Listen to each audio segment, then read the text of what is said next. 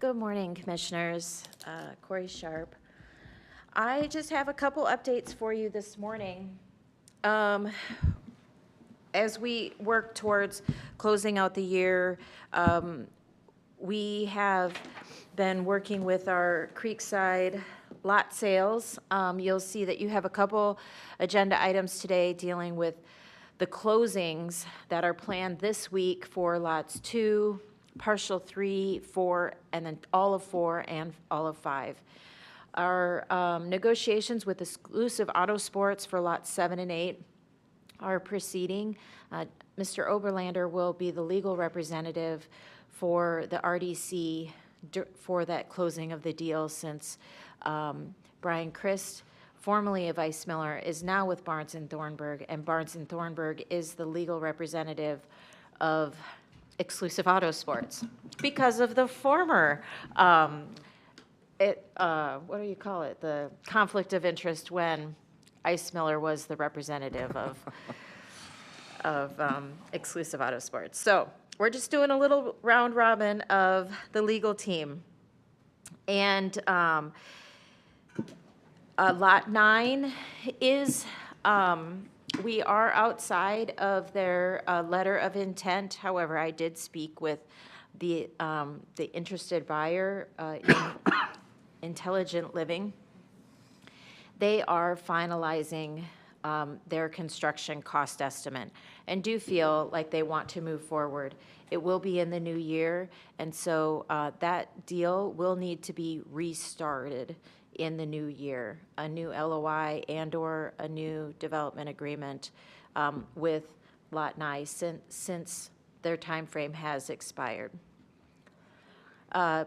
So that just remains lots 1 and 3 yet for sale as you move into the new year to get greater exposure. One thing you might want to contemplate is hiring a broker to get more exposure to those two lots. And that concludes my director's report. Okay, any questions for Corey? Seeing none, we'll move next to old business. We have no old business, so we'll move to new business. We'll start with closing deposit resolution for which lots, or both lots, Corey? This is for all of Creekside. For all of Creekside. And this is resolution 2024-09.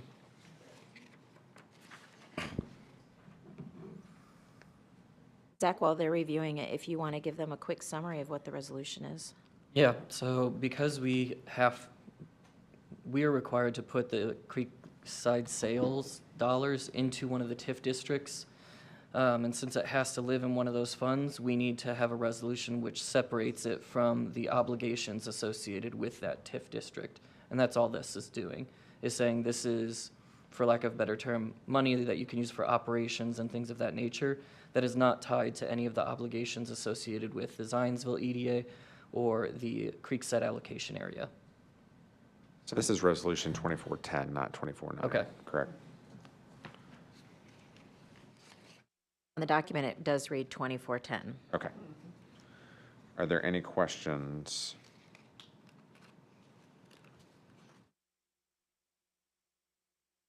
Is there a motion? I'll move that we accept Resolution 2410. I second that. Been moved and seconded. Any final discussion? Seeing none, all those in favor signify by saying aye. Aye. Opposed, same sign. Motion carries unanimously. Next item is Lot 2. We have a resolution. Your resolution before you is consideration to waive the closing conditions and appoint someone on the commission to be the representative to execute final closing documents, which Mr. Lutz here will be feverishly assigning to someone this week, because we will be closing this week. Kreider & Kreider is purchasing Lot 2. Mr. Kreider is here today to give us a brief overview of the progress of his project. The reason why we are asking the waiver of closing conditions, which traditionally has been design development drawings, including site plan and architecture drawings. We are asking for that waiver because we want to close on this property prior to the end of the year. If we had structured this deal with the due diligence, in a normal due diligence period, that would stretch into Q1 of 2025. And we were eager to close this year, so we asked Mr. Kreider if he'd be willing to consider that. He is, and as a result, though, we need to consider waiving those receipt of those drawings. The drawings will still be received to the town through the Plan Commission Development Plan Review process, and you still will have in the development agreement the clawback clause, whereas if he does not start on the project in a certain time frame, you can bring that back. So, Mr. Kreider, do you want to give additional updates?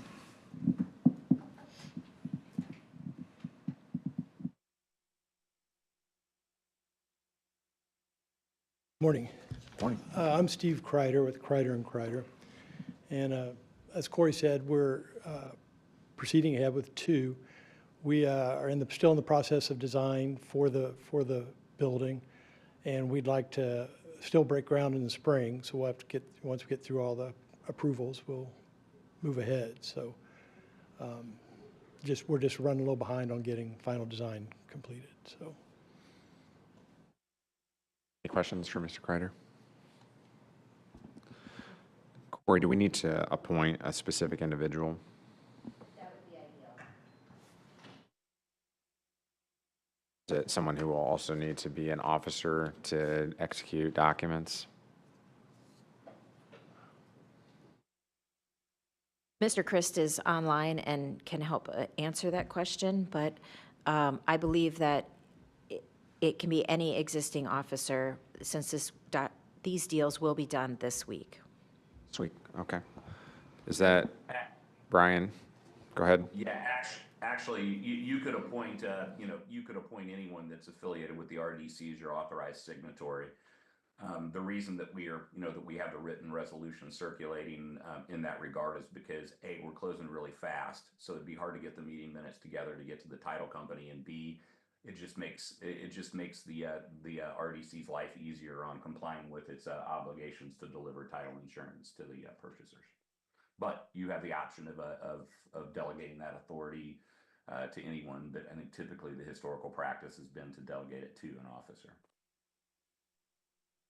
But we could appoint a member of the administration if we wanted to. Could we appoint the deputy mayor or the mayor? Yes. Okay, just for consideration. Any thoughts on appointment? Whatever works best. Do we know what day the closing's gonna be? Tomorrow? Set for tomorrow. We know what time tomorrow? So I have all the closing documents. We have all the draft documents. They've been working on them all night. So I was hoping to get signatures today. Well, in that case, I mean, since I'm here, I'm happy to stick around and sign documents if that's okay with everyone. Sure. Okay. All right, so I will put my own name as the appointee on this document. One item that you'll need to consider: the settlement statements on the transactions are not finalized yet. Typically, those don't really come together until right before closing. So there's still the invoices and everything going in on the settlement statements.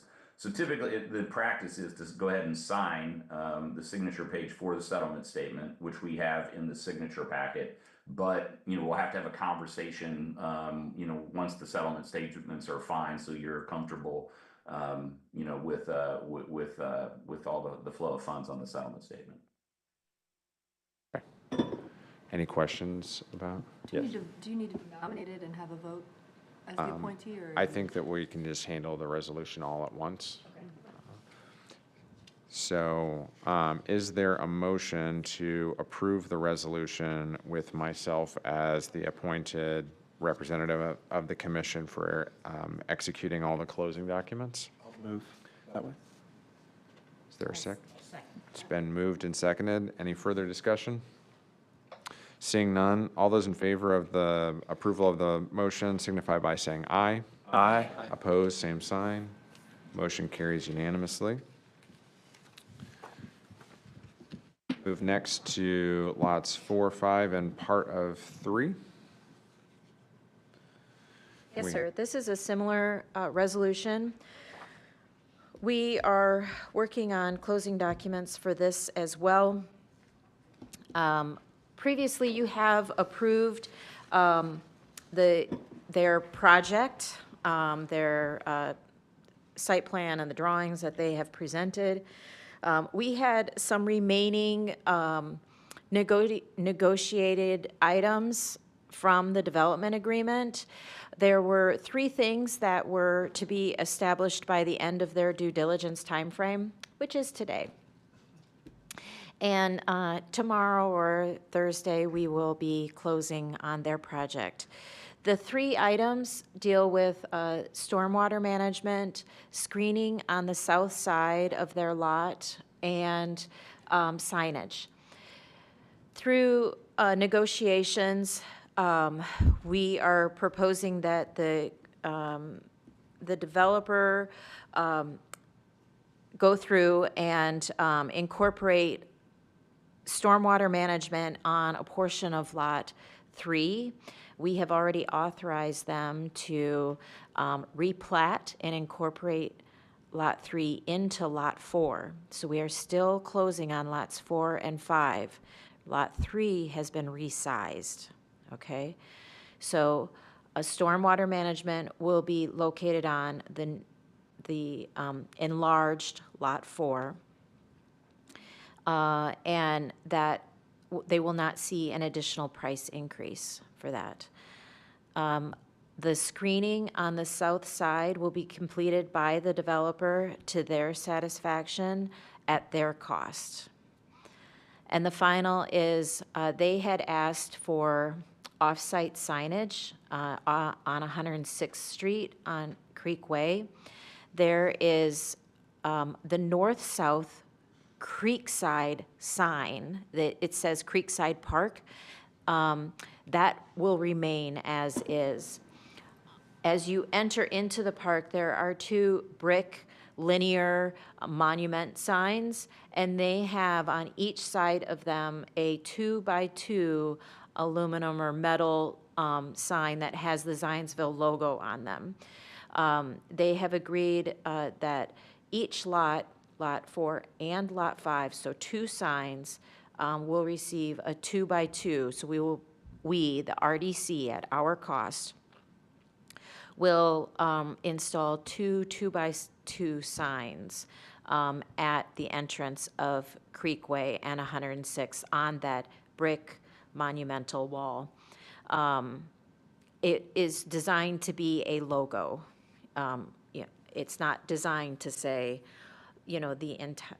the print would be too small if you had all of their businesses on one little 2x2 sign. So this is consistent with the the signage of the park today. There's a logo already there. There's a monument wall that has the capability to add additional logos onto that wall.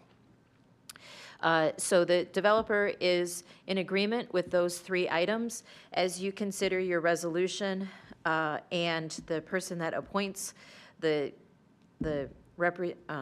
person to execute all of the closing documents will have those 3 things in one of the sheets of paper that you will sign. So this is a very similar resolution, and I just wanted to highlight those last 3 items that were remaining. Corey, the signage will be for the Center for Site or any tenants? Are we committing to just the Center for Site? We are committing to 2 signs for one for each lot, one for Lot 4 and one for Lot 5. They will likely have one for a center for sight, and then they will likely have one for a optical surgery center that they have planned. Any questions about the resolution? I think the landscaping, you had mentioned it's on the south side. I think it's on the north side between them and the residential. Is that correct? No, actually, that is, the landscaping that you just referenced is a part of the planned unit development, the zoning code. In our development agreement, they had requested additional screening of the south Dow mound and the fence along there. And so they can address that to their satisfaction, rather than us getting in the weeds of doing additional landscaping on their site. Clarification. You're welcome. And they are responsible for the screening to the north, correct? Yes, sir. Okay. Great. Is there a motion? We have to deal with the appointment as well. Again, I'm happy to stick around. And are we doing that today as well? Yes. I'll move that we adopt the resolution of, for the RDC authorizing the sale of Lot 4 and 5 and part of 3 with Dave Ober as the representative. Second that. Been moved and seconded. Any final discussion? Seeing none, all those in favor of the motion signify by saying aye. Aye. Opposed, same sign. Motion carries unanimously.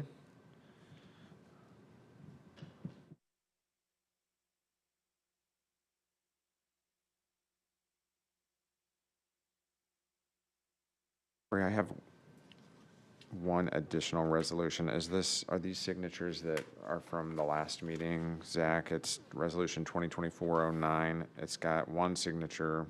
So, sorry about the confusion on that one. Last month, you approved a resolution for the substantially complete taxpayer agreement associated with the bond closing for the farm. This is just the written version of that. You already did the verbal approval at the last meeting. This is just getting those signatures and memorializing it. Okay, so we've already approved this. It just Yes. needs signatures. All right. I will pass that around. Okay, next item of business is a year-end TIF report. And so I would invite Becca and to come and provide that from Crow.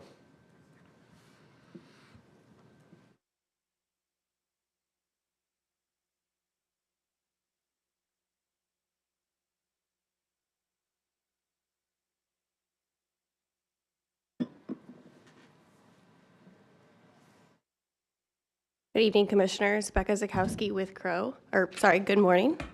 Today we're presenting the annual TIF presentation. Similar to prior years, this is an annual presentation that is required by state statute, and it requires that we go over some general information related to each of the allocation areas. So that's why we're here today.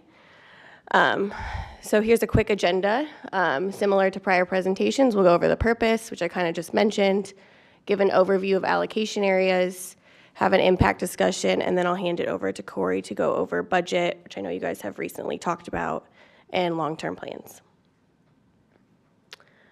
So purpose of the presentation, already mentioned, but just for background and why we're here today, on an annual basis, each redevelopment commission that has created an allocation area must make a presentation at one of its meetings, and it must cover general information about each allocation area, and that includes the Redevelopment Commission's budget for each allocation area, long-term plans, and an impact to overlapping taxing units. So a quick overview of your allocation areas. I won't mention every date on this slide, but it tells you when you've established each allocation area, the base assessment date, and the expiration date. This slide hasn't changed much from the previous year. A few highlights. The Zionsville EDA does expire in 2030, so something to just keep in mind when long-term planning. The Holiday Farms allocation area was amended this year. When we set up the Century allocation area, we expanded that one.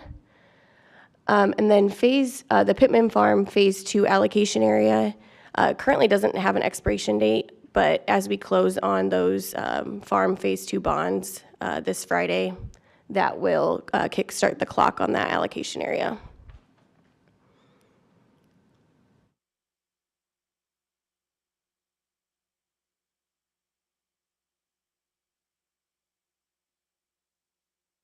These allocations are new, so were not included in the presentation last year as they were established after that time. The wild air allocation areas were established late in 2023. The wild air allocation area number 1 has an expiration date due to the issuance of the multifamily project bonds that were issued to support the larger wild air project. And the Century allocation area and expanded Holiday Farms area were established this year in support of the senior living development with the Century project. This slide shows, or the next 2 slides show historical net assessed value over the last 5 years for each of your areas. As a reminder, a refresher, the base AV is all AV as of the base assessment date plus residential AV. The property taxes on that AV still flow to the underlying or overlapping units in each of the taxing districts. And then the incremental or the yellow AV is subsequent increases in assessed value due to new investment in each of the areas. And that temporarily gets captured in each of the allocation areas, each of the allocation area funds, and you'll see that in TIF revenue. A highlight on this slide is Creekside. You see a large increase from 2023 to 2024, and that's due to the Ray Hall Letterman parcel. Becca, is all of the AV now, the increment accrued in Creekside for our GRP, or is there more to come in 2025? I think Corey said maybe it wasn't fully assessed.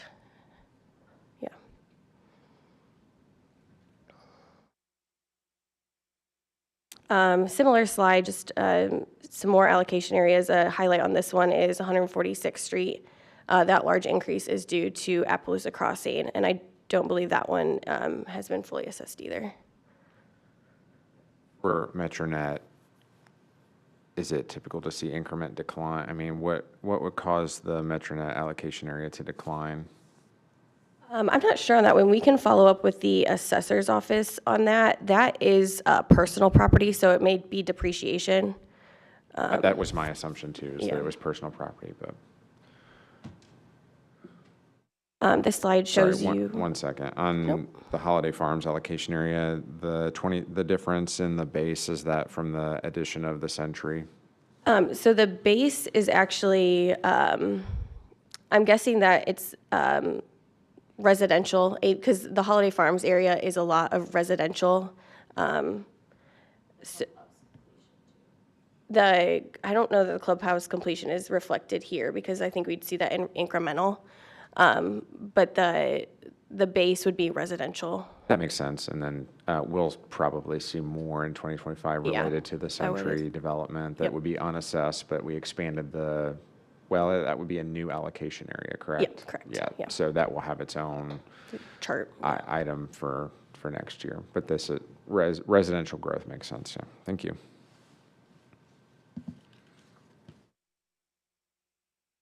This is your TIF revenue collections on a 5-year look back. 2020 through 2023 are actuals.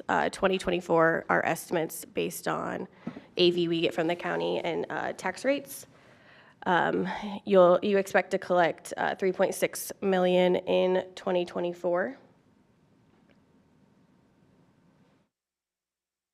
The next 3 slides go over obligations that have a TIF pledge to payment of principal and interest. And I won't read each of these, but, and nothing really has changed on this slide from the previous years. a few highlights. All of these are paid by the Zionsville EDA with the exception of the town hall note. That's budgeted each year, and a portion of that gets paid out of Oak Street. The last payment on the 2012 bonds will actually be made this year, and those mature in February of 2025. And then next to mature are the 2017 refunding bonds. Those have about 3 years left. And then what's next?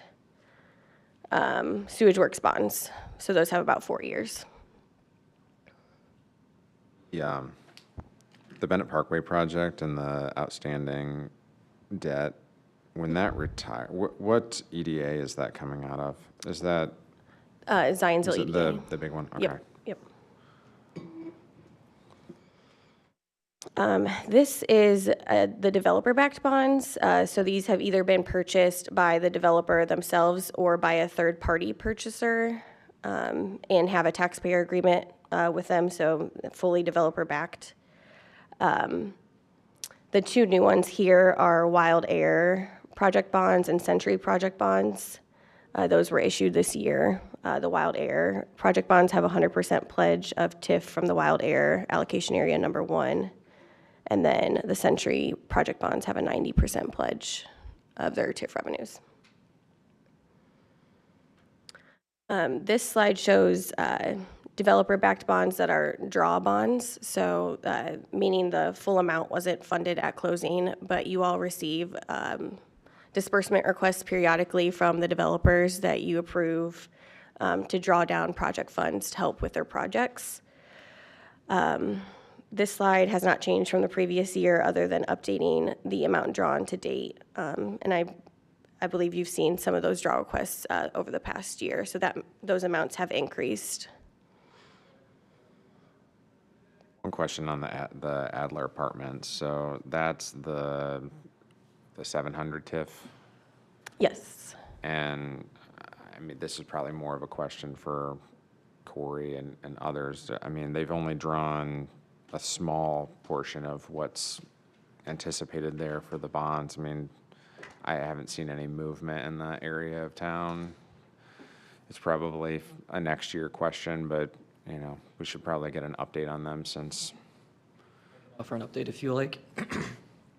So, long story short, they originally were partnering with Hy-Vee.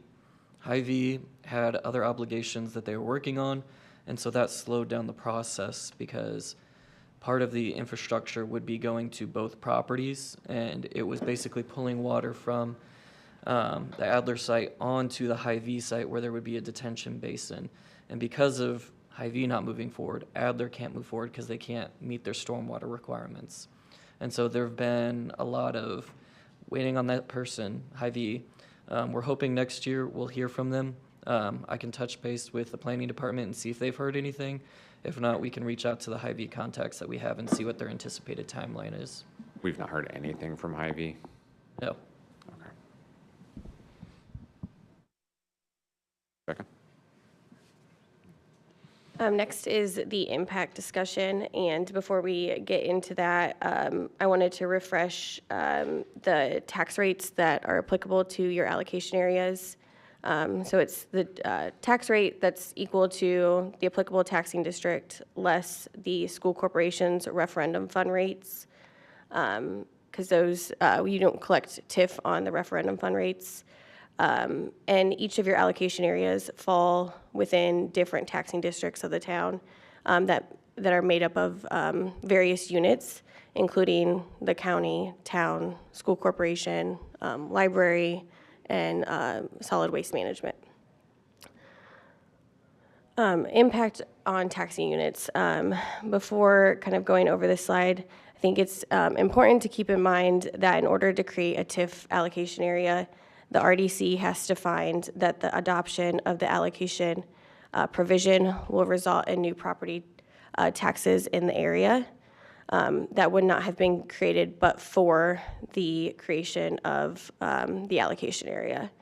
So TIF allocation areas stimulate new development that would not have occurred without the establishment of the TIF. So these projects would not happen without the TIF areas being established. And new development in the allocation areas will enhance property tax values and generate new jobs, which in turn generate new local income taxes. Also, when the TIF areas expire, the net assessed value, including the base and the increment that currently flows to the TIF, will then flow to the underlying taxing units, and they'll receive the benefit of the enhanced property tax base at that point when those areas expire. For that amount, Becca, I just want to make sure I understand. So does that 819 million include residential improvements that would not be like Holiday Farm? So it's exclusive of, this is just commercial increment. Yep, it's total incremental AV, so it would include, real property and Metro FiberNet. Personal property, Yeah, yeah. with personal property. And then I think in future reports, it might be helpful to see that number disaggregated as to when the AV would be released. Yep, okay, Because that's good feedback, it's yeah. almost $1 billion and. Yeah, that gets back to them, yep. And then from here, I think I'm gonna turn it to Corey to go over budget probably quickly.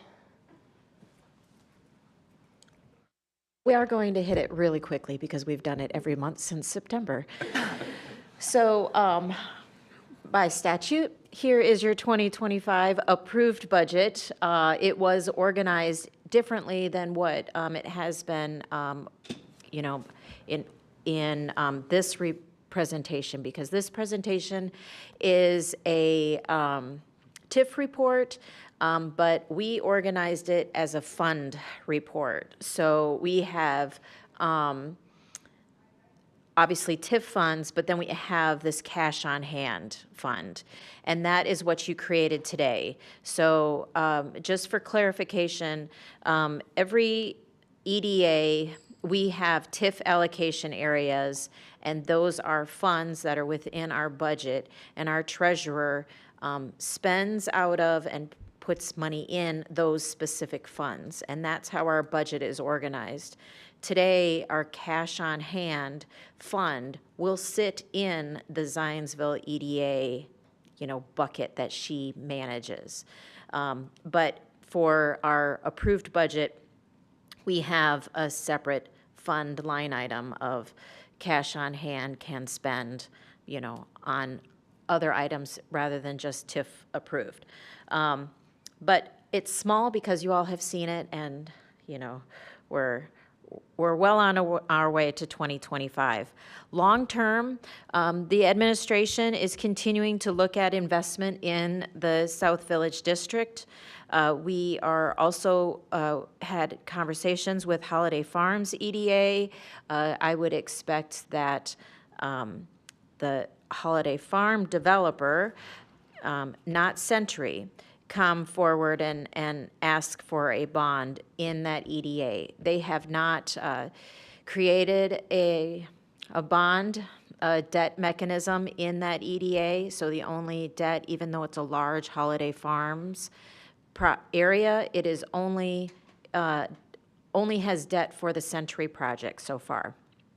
So it has capacity to take on future infrastructure projects. And then the third project long-term that we're looking at is right here in the Oak Street EDA as we contemplate the sale of Lot 2 and the creation of a multi-story office building similar to the one that is at the